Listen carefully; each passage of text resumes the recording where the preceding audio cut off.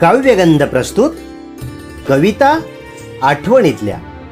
नमस्कार, आज आपण शालेय जीवनातील बालपणीच्या आठवणींना उजाळा व मनाला आनंद देणारी इसवी सन 1970 ते 1983 मधील बालभारती इयत्ता तिसरीच्या मराठीच्या पुस्तकातील सायंकाळची शोभा ही कविता ऐकणार आहोत।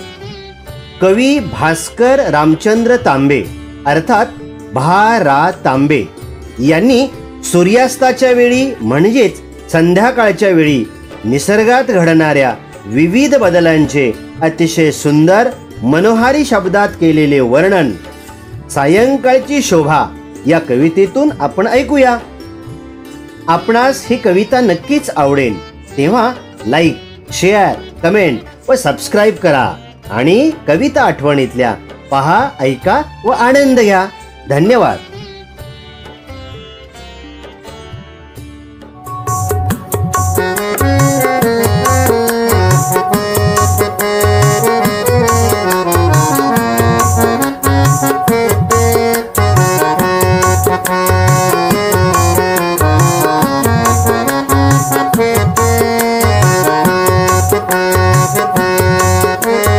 पिवळे तांबूस ऊन कोवळे पसरे चौफेर, ओढाने सोने वाटे वाहून या दूर।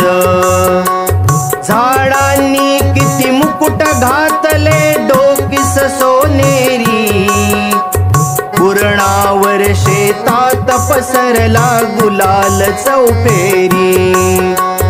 हिरवे हिरवे गार शेत हे सुंदर साळीचे, झोके घेते कसे चहुकडे हिरवे गालीचे।